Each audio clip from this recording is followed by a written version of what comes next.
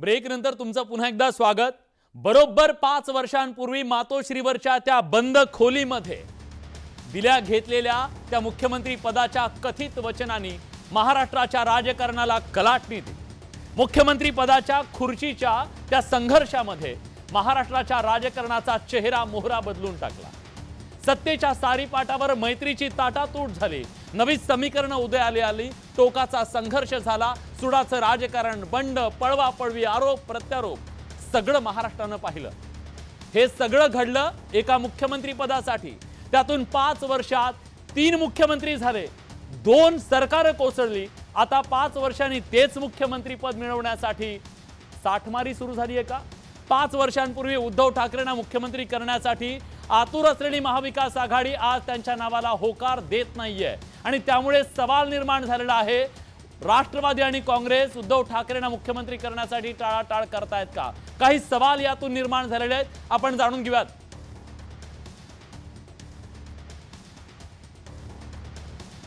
या सगळ्यातून सवाल निर्माण झालाय, मुख्यमंत्री पदावरून आता महाविकास आघाडीमध्ये संघर्ष पेटलेला आहे का? सवाल हा सुद्धा आहे की काँग्रेस राष्ट्रवादीला सुद्धा आता मुख्यमंत्री पदाची संधी दिसू लागलेली आहे का आणि म्हणून उद्धव ठाकरेंचं नाव घेणं टाळतायत का? लोकसभेत काँग्रेसला मोठं यश मिळालं। उद्धव ठाकरेंना काँग्रेस राष्ट्रवादीचा विरोध अचानक कसा काय सुरू झाला? कारण 5 वर्षापूर्वी हे सगळे उत्सुक होते उद्धव ठाकरेंना मुख्यमंत्री करण्यासाठी। सवाल हा सुद्धा आहे, उबाठाचा दावा मान्य जर उबाठाचा जो दावा आहे तो मान्य केला नाही तर मग मवियाचं काय होणार आहे, हाही सवाल आहे। आणि शेवटचा प्रश्न आहे, 2.5 वर्षाच्या कारभारानंतर पवारांची भूमिका बदलली का, हाही सवाल आहे। या चर्चेला आपण सुरुवात करतोय। आपल्यासोबत मान्यवर पाहुणे आहेत, आपण त्यांचं स्वागत करूया। आपल्यासोबत महेश तपासे आहेत, किरण माने आहेत, अतुल लोंढे आहेत, दिवानी फरांदे आहेत। सगळ्यांची ओळख झालेली आहे, महाराष्ट्राला ती वेगळी करून द्यायची गरज नाहीये। माझा सगळ्यांना विनंती आहे, पहिला राऊंड आहे, या राऊंडमध्ये प्रत्येकाला 1 मिनिट मिळणार आहे। कोणी कुणामध्ये बोलणार नाही, आपापलं मत तुम्हाला मांडायचंय। मी सुरुवात करतोय अतुल लोंढे यांच्यापासून। अतुलजी, काय असं नेमकं झालं? 2.5 वर्षाचे तुमच्या अतिशय लोकप्रिय मुख्यमंत्री म्हणून तुम्ही सांगत होतात, काय अचानक असं झालं की तुम्ही आज हात वर करताय? वेळ सुरू झाली आहे तुमची। नाही, हात कोणी वर केलेला आहे? प्रत्येक पक्षाच्या कार्यकर्त्याला असं वाटतं की त्याचा नेता मुख्यमंत्री झाला पाहिजे। पण आपण संपूर्ण इतिहास जर पाहिला काँग्रेसचा, किंवा आताही आपण काँग्रेस आणि राष्ट्रवादीच्या आघाडीचे मागचे 15 वर्ष जर पाहिले 1999 पासून ते 2014 पर्यंत, तर आम्ही सामूहिक नेतृत्वानंच निवडणुकांना पुढे गेलेलो आहे। आणि निवडणुकांच्या नंतर म्हणजे जी संविधानाची भावना आहे की सभागृहातला सर्व नेता जो आहे, सर्वात मोठ्या पक्षाचा नेता जो आहे तो मुख्यमंत्री बनत असतो। तर आमच्यामध्ये अशी काही आघाडी नाही आहे। किंवा संजय राऊत जरी बोलत असले तर ते बोलतात मी पण म्हणू शकतो, पण जे पवार साहेबांनी सांगितलं की आम्ही सामूहिकरित्या मविया जो आहे, मवियाच आमचा चेहरा आहे असं पवार साहेबांनी सुद्धा सांगितलं, असं नाना पटोलेंनी सुद्धा सांगितलेलं आहे। त्यामुळे चेहरा घेऊन निवडणुकीला जाणे हे महत्त्वाचं नाही आहे। महत्त्वाचं हे आहे की ज्या बीजेपीने महाराष्ट्राची राजकीय संस्कृती गलिच्छ केलेली आहे, महाराष्ट्राच्या राजकीय संस्कृतीला गालबोट लावलेला आहे। एखादी योजना ही आपल्या घरच्या मामाच्या घरून पैसे आणले, म्हणजे हे मोदींनी म्हटलं म्हणून सांगतोय मी, मामाच्या घरून पैसे आणून असल्यासारखी बहिणींना तुम्ही जर मत दिले नाही तर तुमचे पैसे परत घेऊन घेऊ, हे एक नाही 2 व्यक्तींनी म्हटलेलं आहे। ठीक आहे, म्हणजे आमच्या मी महेश तपासे यांच्याकडे जातोय। महेशजी, तुम्ही टाळताय का? राष्ट्रवादी काँग्रेस पार्टी शरद पवारांचं कधी कुणाचं असं वक्तव्य ऐकलं का? कोणीही कुणाला टाळत नाही। उद्धव ठाकरे साहेब कालही लोकप्रिय होते, आजही आहेत आणि भविष्यातही लोकप्रिय राहतील, त्याच्यामध्ये दुमत असायचं काहीच कारण नाही। 2019 मध्ये आम्ही सर्वांनी एक नवीन प्रयोग केला। काँग्रेस आणि शिवसेना एकत्र येणे हा फार मोठा देश पातळीवरचा प्रयोग होता। तो प्रयोग यशस्वी झाला। आम्ही काँग्रेसमधून चाललो म्हणून आमच्यासाठी देखील तो प्रयोग होता। आणि आता अशा पद्धतीचं मनोमिलन काँग्रेस, शिवसेना आणि राष्ट्रवादी काँग्रेस पार्टी शरद पवार मध्ये झालेलं आहे की म्हणजे हा धागा कधीच तुटणार नाही, ही जोडी कधीच तुटणार नाही अशी परिस्थिती आमच्यामध्ये निर्माण झालेली आहे। त्याच्यामुळे तिन्ही पक्षामध्ये कुठलाही पदाचा कुठलाही व्यक्ती मुख्यमंत्री जरी झाला तरी तो महाविकास आघाडीचाच मुख्यमंत्री असेल, तो महाराष्ट्रासाठीच काम करेल, तो बेरोजगारी दूर करण्यासाठीच काम करेल। आणि गेल्या 2-3 वर्षांमध्ये ज्या पद्धतीची अधोगती ही महाराष्ट्राची झालेली आहे ती सुधारण्यासाठी तुमची भूमिका कळली। त्याचे प्रश्न उपप्रश्न काय ते मी विचारेन, पण आपल्या सोबत किरण माने सुद्धा आहेत। किरण मानेजी, तुम्ही सांगताय आम्हाला चेहरा करा, मित्र म्हणतायत सगळे चेहरा, तुमची प्रत्येकाला 1 मिनिट आहे, कोणी टोकणार नाही। 1 मिनिटामध्ये तुमची भूमिका मांडा।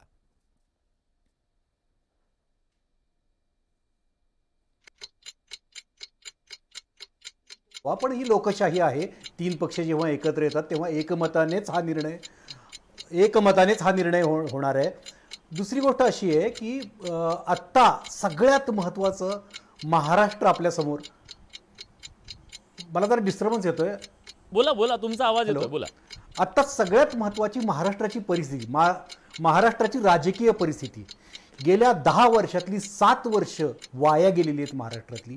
आर्थिक घडी पूर्णपणे उद्ध्वस्त झालेली आहे. मुंबईतले, महाराष्ट्रातले उद्योग गुजरातला पळवून घेऊन गेलेले आहेत. अत्यंत म्हणजे आत्ता परवाच्या बजेटमध्ये महाराष्ट्राला अनुल्लेखानं मारलेलं आहे. अशा परिस्थितीत महाराष्ट्र वाचवणं, महाराष्ट्र धर्म वाचवणं हे महत्त्वाचं आहे. मग मुख्यमंत्री पदाचा चेहरा प्रत्येकजण आपापल्या नेत्याला सांगणारच आहे, पण निवडताना आम्ही सर्वानुमते लोकशाही पद्धतीनं एक नेता निवडला जाणार आहे. ठीक आहे, अगदी 1 मिनिटामध्ये तुम्ही तुमचं म्हणणं मांडलेलं आहे. देवयानी फरांदे आपल्या सोबत आहेत. देवयानीजी, तिघांचंही मत तुम्ही ऐकलं, तुमची भूमिका, तुम्हाला काय वाटतं या सगळ्याकडे बघून? 1 मिनिटाचा वेळ आहे तुमचा. मुळातच भारतीय जनता पार्टी महायुतीचं सरकार महाराष्ट्रामध्ये येणार आहे आणि महाविकास आघाडीने त्यांच्या पक्षामधला विरोधी पक्षनेता कोण असेल ह्याची चर्चा करावी. सरकार हे महायुतीचं येणार आहे. 7 वर्षामध्ये महायुतीच्या सरकारने केलेली कामगिरी आणि 10 वर्षामध्ये आदरणीय पंतप्रधान नरेंद्रभाई मोदी यांचं असलेलं काम, ह्याच्यामुळे पुढच्या कालावधीमध्ये महायुतीचं सरकार येणार आहे. आणि त्यामुळे विरोधकांनी सध्या तरी मुख्यमंत्रीपदासाठी भांडू नये. कोण मुख्यमंत्री होईल ह्याच्यावरती वाद करू नये. मगाशी अतुल लोंढेंनी सांगितलं की संविधानाप्रमाणे ज्यांना सर्वाधिक जागा असतील त्यांना मुख्यमंत्रीपदाचा अधिकार राहील. माझा प्रश्न आहे की हे उद्धव साहेब तुमचं ऐकणार आहेत? ठीक आहे, तुम्ही तुमचं म्हणणं 1 मिनिटामध्ये मांडलेलं आहे. चारही भूमिका चारही पक्षांच्या आपल्याला लक्षात आलेल्या आहेत. पण या सगळ्यातून काही मूलभूत सवाल निर्माण झालेले आहेत, ते आपण विचारणार आहोत. माझा पहिला सवाल अतुल लोंढे तुम्हाला आहे. अतुलजी, तुमच्या पूर्ण भूमिकेचा सन्मान करून प्रश्न हा निर्माण होतो. 5 वर्षापूर्वी या महाराष्ट्रात जे महाभारत झालं ते उद्धव ठाकरे यांना मुख्यमंत्री करण्यासाठी झालेलं होतं. तुम्ही सगळेजण सगळे मतभेद विसरून अगदी एकत्र आलेला होता. आज मुख्यमंत्री उद्धव ठाकरे यांचा चेहरा तुम्हाला नको का झालाय? तुम्ही त्याच्याबद्दल का एकमत करत नाहीयेत? बघा विलास, तुम्ही कुठल्याही परिस्थितीमध्ये कितीही प्रयत्न केला मीडियानी किंवा भाजपनी की आमच्यामध्ये काहीतरी मतभेद आहेत, मीडियाने नाही, संजय राऊतांचा बाईट आहे. मी ऐकू का तुम्हाला? संजय राऊतांचा बाईट आहे का आपल्याकडे? मला वाटतं आपण संजय राऊतांचा आधी बाईट ऐकूया. मीडियावरचा आरोप नको, आपण संजय राऊतांचा बाईट ऐकूया. संजय राऊत काय म्हणाले होते आपण ऐकूया. संजय राऊत काय म्हणतात बघू. महाराष्ट्रामध्ये चेहऱ्याशिवाय, मुख्यमंत्री पदाच्या चेहऱ्याशिवाय निवडणुकीला सामोरं जाणं हा धोका आहे. या महाराष्ट्रानं महाविकास आघाडीचे मुख्यमंत्री म्हणून उद्धव ठाकरे साहेबांचं काम पाहिलं. लोकसभेतलं मतदान अनेक घटकांचं हे माननीय उद्धव ठाकरे यांच्याकडे पाहूनसुद्धा झालेलं आहे. अर्थात तिघांची ताकद एकत्र होती. पण बिनचेहऱ्यांचं महाविकास आघाडी किंवा बिनचेहऱ्याचं सरकार हे अजिबात चालणार नाही. लोक स्वीकारणार नाही. लोकांना चेहरा द्यावाच लागेल. अतुल लोंढेजी, नाही, त्यांना असं म्हणणं वाटणं साहजिक आहे ना. त्यांना असं वाटणं साहजिक आहे की त्यांचा नेता व्हावा. त्यांनी असं, त्यांचं एक ते सजेशन आहे. पण ते सजेशन म्हणजे संजय राऊतांनी म्हटलं काय, मला असं वाटतं की माझ्या पक्षामध्ये नाना पटोले आहेत, बाळासाहेब थोरात आहेत. माझं ऐका ना तुम्ही विलासजी. मला वाटतं असं काँग्रेसचा नेता म्हणून, काँग्रेसचा कार्यकर्ता म्हणून की माझ्या पक्षाचे नाना पटोले आहेत, बाळासाहेब थोरात आहेत, वडेट्टीवारजी आहेत, बॅटरी ऑफ लीडर्स आमच्याकडे आहेत ज्यांच्याकडे मुख्यमंत्री होण्याची क्षमता आहे. त्यांचं ते सजेशन आहे की चेहरा घेऊन गेलं पाहिजे. मी पहिल्याच्याच सांगितलं की चेहरा घेऊन आजपर्यंत काँग्रेस कधीही लढलेलं नाही. आजपर्यंत काँग्रेस हे सामूहिक नेतृत्वात लढले. अतुल लोंढेजी, माफ करा मी थांबतोय. तुमच्या ह्याच मुद्द्यावर आज संजय राऊत म्हणाले की तुमच्याकडे चेहरा कोण आहे, तुमच्याकडचा चेहरा कोण आहे हा सवाल आहे. विरोधक असं म्हणतात की हा तुमचा अपमान आहे. विरोधकांना म्हणा की तुम्ही एक दुसऱ्याचे जे अपमान करून राहिले ते बघा म्हणा. 288 जागा आहेत पण तुमची मागणी जी आहे ती 400च्या जवळपास जाते आहेत. ते एकमेकांचा अपमान जो आहे तो विरोधी पक्षामध्ये मस्त सुरू आहे. त्यांनी सांगावं त्यांचा चेहरा कोण आहे. देवेंद्र फडणवीसला करणार आहेत की मुख्यमंत्री आता जे आहेत शिंदे त्यांना करणार आहेत, की अजितदादांची जी महत्वाकांक्षा आहे मुख्यमंत्री होण्याची त्यांना करणार आहेत. आमच्या पक्षामध्ये लोकशाही आहे, आम्ही त्या पद्धतीनं मांडतो. आम्ही काही बंद खोलीत बसून खोटे नाटे एकमेकाला वचनं देऊन नंतर त्याच्या आपला पाठ दाखवणे हा धंदा आम्ही केलेला नाही आहे. त्यामुळे एक गोष्ट मात्र पक्की आहे की या महाराष्ट्राला, जसं किरणजी बोलले, जसं महेशजी बोलले, या महाराष्ट्राला ज्या अडचणीमध्ये BJPनं टाकलं, या महाराष्ट्राला गुजरातचा गुलाम करून वागवण्याचा जो सूड जो उगवत आहेत इथे नरेंद्र मोदींच्या माध्यमातून आणि अमित शाह अब्दालींच्या माध्यमातून, तो सूड जो आहे तो आम्हाला त्यातनं महाराष्ट्र मुक्त करायचा. आम्हाला गुजरात पण विकसित व्हावं असं वाटतं. आम्ही गुजरातचे अजिबात विरोधक नाही. आम्ही असताना गुजरात महाराष्ट्रामध्ये विकासाची कॉम्पिटिशन होती, इथे महाराष्ट्राला संपवण्याची कॉम्पिटिशन आहे. सगळे फायनान्शियल इन्स्टिट्यूशन्स हे मुंबईमध्ये आहे, पण मुख्यमंत्री पदाचा चेहरा कोण आहे ते तरी सांगा. ते मात्र गिफ्ट सिटीमध्ये नेलं, आमचा हिऱ्याचा व्यवसाय नेण्याचं काम केलं. अतुलजी, आपण मुद्द्यावर बोलूया, आपण ते सगळे मुद्दे येतील चर्चेमध्ये. तुमचा मुख्यमंत्री पदाचा तुमच्याकडे चेहरा कोण आहे हा सवाल आहे संजय राऊतांचा थेट. नाही, असं आहे की संजय राऊतांचा तो व्यक्तिगत प्रश्न आहे. व्यक्तिगत कसा प्रश्न असतो आमच्या महाविकास आघाडीच्या पातळीवर आमचे जे निर्णय आहे ती आमची कोऑर्डिनेशन कमिटी घेईल आणि कोऑर्डिनेशन कमिटी ठरवेल. जसं संजय राऊतांना वाटतं तसं माझं पण व्यक्तिगत मत सांगितलं की माझ्या पक्षामध्ये बॅटरी ऑफ लीडर्स आहेत मुख्यमंत्री पदाला शोभा देण्यासारखे. 15-15 वर्षाचे मंत्री राहिलेले, अनुभव राहिलेले आहे. नाना पटोले साहेब आहे, विधानसभेचे अध्यक्ष राहिलेले आहे. बाळासाहेब थोरात आहेत, वडेट्टीवारजी आहेत, यशोमती आहे, अनेक लोक आहे आमच्या पक्षात. प्रश्न तो नाही. आमच्याकडे अनुभव, आम्ही महाराष्ट्र चांगल्या पद्धतीने चालून दाखवलेला आहे. यांनी जो गर्तेत नेलेला आहे महाराष्ट्र, जो कर्जामध्ये 10 लाख कोटीचं 8 लाख कोटीचं बजेटमध्ये दिसत आहे आणि ऑफ बजेट लोन जे आहे ते 2 लाख कोटीचं वेगळं आहे. तुम्ही ते सांगा की यांनी महाराष्ट्र गर्तेत टाकला, तो बाहेर काढणं गरजेचं आहे. मी जनतेला विचारला हा प्रश्न. अतुलजी, पहिले महाराष्ट्राला अतुलजी हाच प्रश्न जनतेला सुद्धा विचारला की आज काँग्रेस राष्ट्रवादी उद्धव ठाकरेंना मुख्यमंत्री पदाचा चेहरा करणं टाळतंय का? जनतेचं काय मत होतं ते आपण ऐकूया, पुन्हा चर्चेवर येऊया. महाविकास आघाडीमध्ये सर्वसाधारण एक मतदाराच्या मनात आम्ही जसं एक मतदार आहोत, तो कुठे एक बिघाडी झालेली दिसते की मुख्यमंत्री पदाचा दावेदार काँग्रेसचा राहील का उद्धव ठाकरे गटाचा. उद्धव ठाकरे ज्याप्रमाणे त्यांनी 2.5 वर्ष चांगलं काम केलं होतं त्याप्रमाणे त्यांना मुख्यमंत्री पद दिलं जाईल की ज्याप्रमाणे जयंत पाटलांना मुख्यमंत्री, त्यामुळे कुठेतरी बिघाडी झाल्यासारखा दिसतो का आणि कुठेतरी तणाव झालेला दिसतो आहे. ज्यांनी विकास केलेला आहे किंवा विकासाच्या मुद्द्यांवरती ते आता लढत आहेत, त्यांच्याकडूनच आपण अपेक्षा, ज्या लोकांची अपेक्षा आहे ते बहुमत ज्याला मिळेल ते मुख्यमंत्री पदाचे दावेदार राहतील. महाविकास आघाडीकडे असा चेहराच नाही, कुठल्या एखाद्या चेहऱ्याला ते पुढं करतील आणि तो चेहरा नसल्यामुळे त्यांनी फक्त भूलथापांच्या जोरावरच जनतेला वेड्यात काढून खासदारकीच्या निवडणुकीमध्ये त्यांनी यश मिळालं. पण ते यश का मिळालं?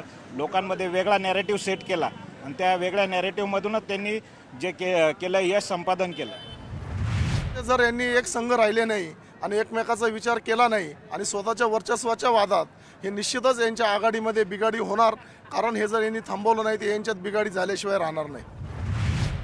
चेहऱ्याची गरज शरद पवार जो सांगतील ना तो चेहरा. आता उद्धव ठाकरे सुद्धा चेहराही नव्हते तरी शरद पवारांनी सांगितले, ते तयार झाले, मुख्यमंत्री झाले. आता तर त्यांना यश मिळतं हे स्पष्ट जाणवलंय. त्याच्यामुळे शरद पवार जे सांगतील ना इलेक्शन झाल्यानंतर तो मुख्यमंत्री होईल. कारण यापूर्वी पण शरद पवारांनी अजितदादाला मुख्यमंत्री करू शकले असे, कारण राष्ट्रवादीच्या सगळ्यात जास्त जागा असताना सुद्धा त्यांनी काँग्रेसला दिलं होतं. त्यावेळेस आता तर ज्याच्या जास्त जागा येतील त्यालाही देतील किंवा ज्याच्या जागा कमी येतील त्याला पण मुख्यमंत्री करतील. राहुल तपासेजी, मला तुमच्याकडे यायचं आहे. जनता अशी म्हणते की उद्धव ज्याच्या बद्दलचा मुद्दा आहे, पण शरद पवार जे म्हणतील तोच इथला मुख्यमंत्री होणार आहे, कारण त्यांना म्हणजे उद्धवजींना समोर केलेलं होतं. तुम्ही तर पुतण्याला सुद्धा नाराज केलेलं होतं त्या निवडणुकीमध्ये उद्धव ठाकरेंना मुख्यमंत्री करण्यासाठी. आता प्रॉब्लेम का आहे? महाराष्ट्रातला मतदार किती सुजाण आहे, किती त्याला लोकतंत्राची माहिती, हे ऐकून मला फार मनापासून आनंद झाला.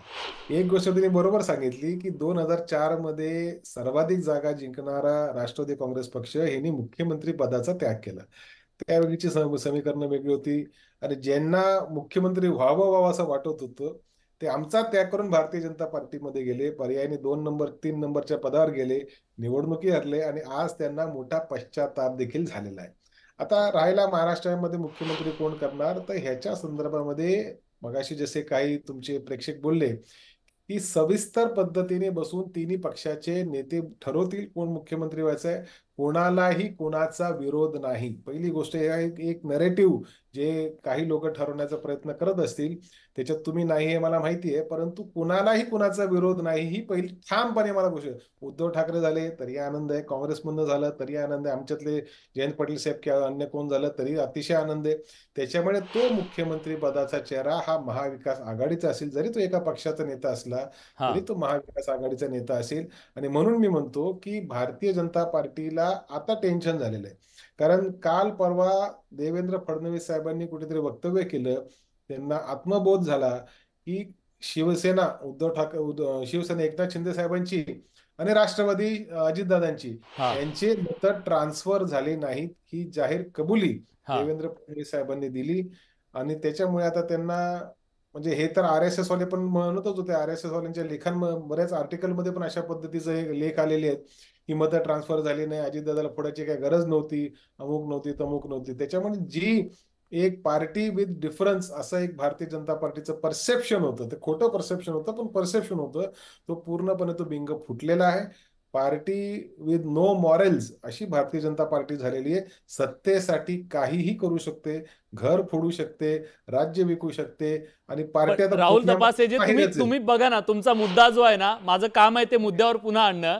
तुम्ही सतत बोलता त्या मुद्द्यावरती, पण इथं मुद्दा असा आहे की जर उद्धव ठाकरे यांचं काम खूप चांगलं झालेलं होतं, महेशजी, उद्धव ठाकरेंच्या चेहऱ्यानं तुम्हाला लोकप्रियता मिळवून दिलेली होती, मवियाचं सरकार खूप चांगलं हे तुम्ही आजपर्यंत सांगत होतात, का त्यांचा चेहरा घेऊन जायचं नाही?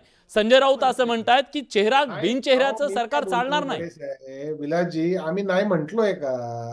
आम्ही नाही म्हटलो. कधी करता डिक्लेअर? अरे डिक्लेअर करता?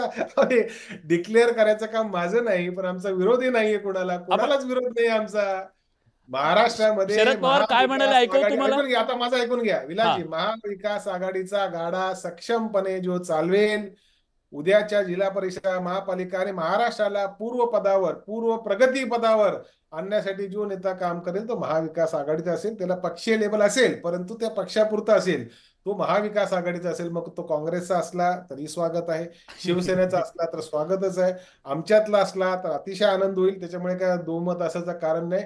आमच्यामध्ये कोणाबद्दलही द्वेष नाही. 100% पाठिंबा आमच्या पक्षाचा महाविकास आघाडीचा जो नेता पवार साहेब ठरवतील, दिल्लीचे राहुलजी सोनेजी ठरवतील की मातोश्रीमधनं उद्धव साहेब ठरवतील, ज्याला ते कुंकू लावतील त्याला आमचं पूर्ण समर्थन राहील. मुद्दा तोच आहे ना, कुंकू लावत नाहीये तुम्ही उद्धव ठाकरे ना. मला मानेंकडे जायचं आहे. लोंढे तुम्ही दिल्ली, तुमच्यावर विरोधकांनी आरोप केला, तुम्ही दिल्लीला गेला, मुख्यमंत्री पदाचा मला चेहरा करा.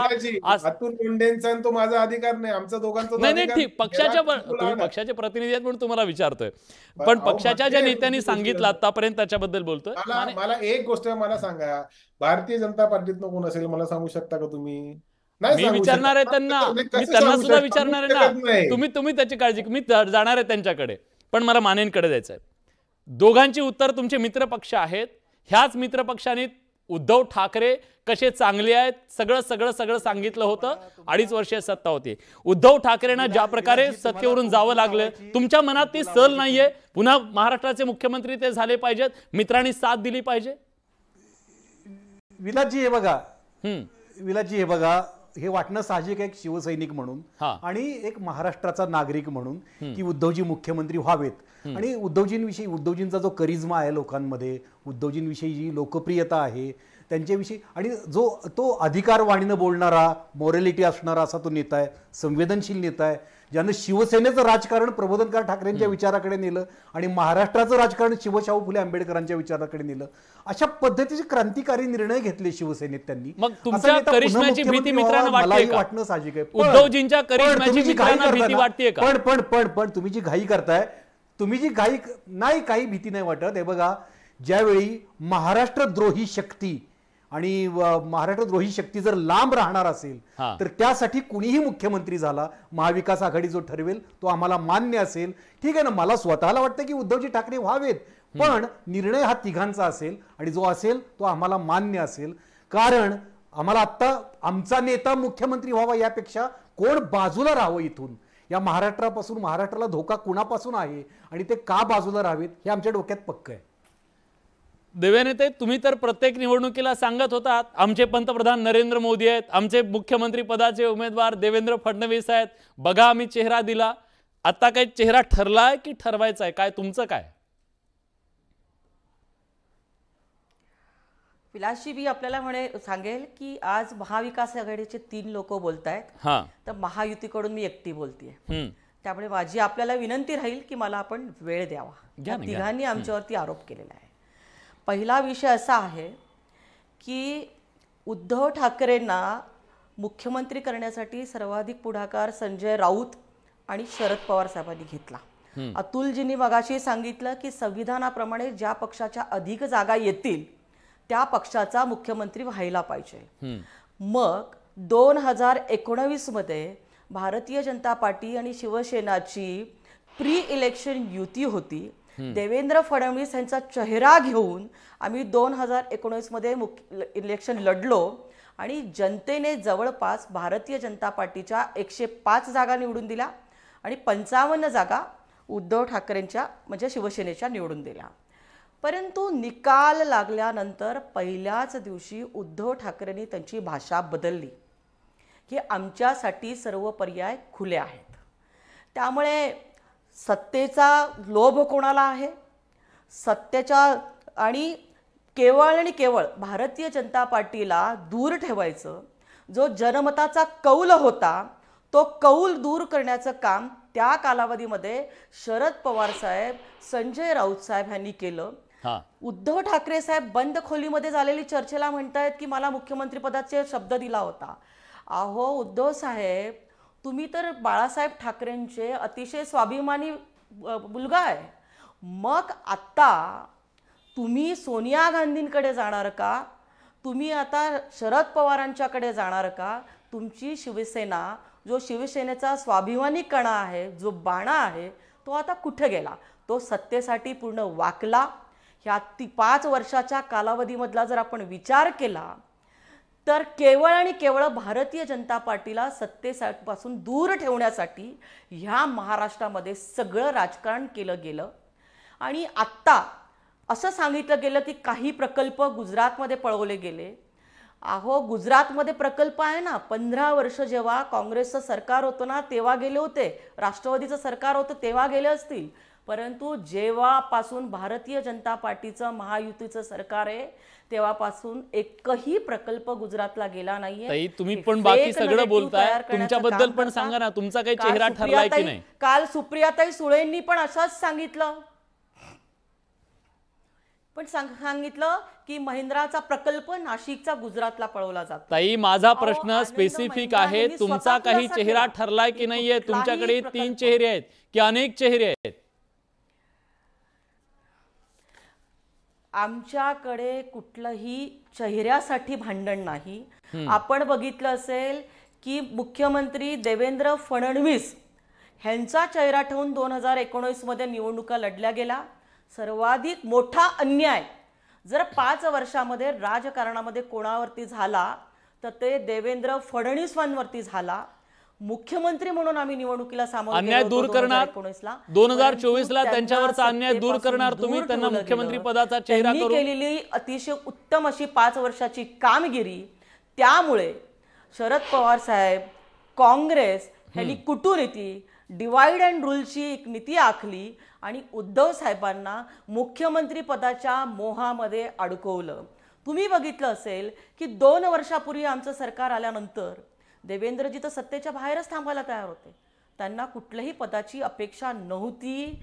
परंतु नेत्यांनी पक्षाने दिलेला आदेश शिरसावंद मानत ठीक आहे, अतिशय उत्तम काम करून मुख्यमंत्री राहिलेला माणूस. ठीक आहे, तुम्हाला अजिबात पदाची अपेक्षा नाही, तुम्ही पदासाठी काही करत नाही, तुमच्यात कुठला संघर्ष नाही असं एक वेळ मानूया. पण आज ज्या उद्धव ठाकरेंच्या मुख्यमंत्री पदाच्या बद्दल आपण चर्चा करतोय ना, हे सगळं जे मूळ आहे, मला वाटतं प्रेक्षक सुज्ञ आहे आणि सामान्य माणसाला राजकारण जास्त कळतं. बघा कमेंट ज्या आहेत ना, त्या कमेंट सगळ्या खूप बोलक्या आहेत. एक गोष्ट आहे, का उद्धव ठाकरे यांचा चेहरा महाविकास आघाडीचे राष्ट्रवादी काँग्रेस आणि काँग्रेस करत नाहीये? थोडंसं फ्लॅशबॅक मध्ये मला प्रेक्षकांना न्यायचं आहे. शरद पवार यांचं एक आत्मचरित्र प्रकाशित झालं, त्याच्याबद्दल उद्धव ठाकरे यांच्याबद्दल शरद पवार नेमकं काय म्हणाले होते, तिथं याचं मूळ आहे का? उद्धव ठाकरेंनी फक्त 2 वेळा मंत्रालयात जाणं हे आमच्या फार पचनी पडणारं नव्हतं. रश्मी ठाकरेंशी बोलताना उद्धव ठाकरेंच्या प्रकृतीचं वर्तमान समजत होतं. मी वडिलकीच्या नात्यानं त्यांना भेटण्यासाठी मातोश्रीवर गेलो. उद्धव ठाकरे यांची प्रकृती, त्यांच्या डॉक्टरांच्या वेळा, त्यामुळे त्यांना भेटण्यासाठी वेळ घ्यावी लागत होती. राज्याच्या प्रमुखाला राज्यातल्या घडामोडींची बित्तम बातमी असायला हवी. काय घडतंय यावर बारीक लक्ष हवं. उद्या काय होऊ शकेल याचा अंदाज घ्यायची क्षमता हवी. त्यानुसार आज काय पावलं उचलली पाहिजेत हे ठरवायची राजकीय चातुर्य हवं. या सगळ्या बाबतीत आम्हाला कमतरता जाणवत होती.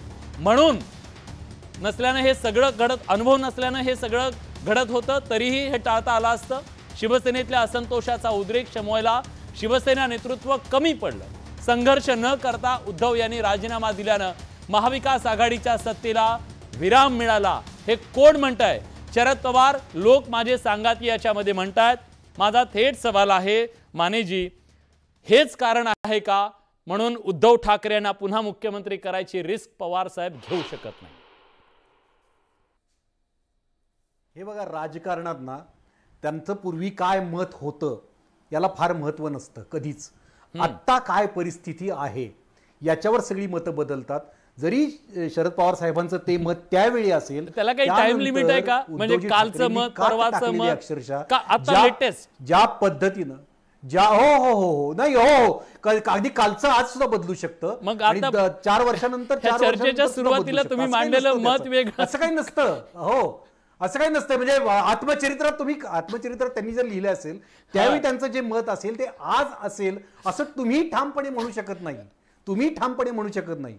उद्या तुम्ही सुद्धा तुमची मतं आत्ताची आहेत ती बदलू शकता. पवार साहेब आता का, जसं महात्मा गांधी पवार साहेबांनी त्यांना आग्रह केला, तर पवार साहेब आज आग्रह का करत नाहीत? मग तर मी काय म्हणतोय की त्यानंतर उद्धवजी ज्या पद्धतीने अप्रोचेबल झाले, ज्या पद्धतीने ऍक्सेसिबल झाले, ज्या पद्धतीने पक्षाची बांधणी केली, त्यांनी ज्या पद्धतीने पक्षाची बांधणी केली, आजही ज्या पद्धतीने धडाक्यात पक्षप्रवेश सुरू आहे, ज्या पद्धतीने डे टू डे रुटीन मध्ये ते पक्षाच्या इतर घडामोडींमध्ये लक्ष घालतायत, त्या पद्धतीने त्यांनी स्वतःमध्ये बदल केले. माने साहेब, मी एक छोटासा प्रश्न तपासेंकडे जातो, त्यांना विचारतो, पवार साहेबांचं मत बदललंय आता की तेच आहे? काय तुमच्याशी काही संपर्क झाला त्यांचा अशात काही?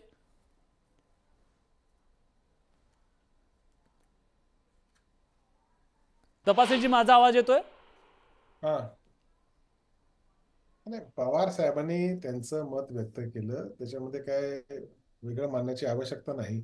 आणि जसं कालचं पवार साहेबांचं वक्तव्य होतं की हा सामूहिकरित्या हा मुख्यमंत्री पदाचा निर्णय आम्ही घेऊ, ते देखील सांगितलेलं आहे. त्याच्यामुळे काल काय बोलले, त्याचा अर्थ काय होतो आणि अशा पद्धतीने आम्ही उद्धव ठाकरेंच्या विरोधात हे दाखवण्याचा एक प्रयत्न असेल.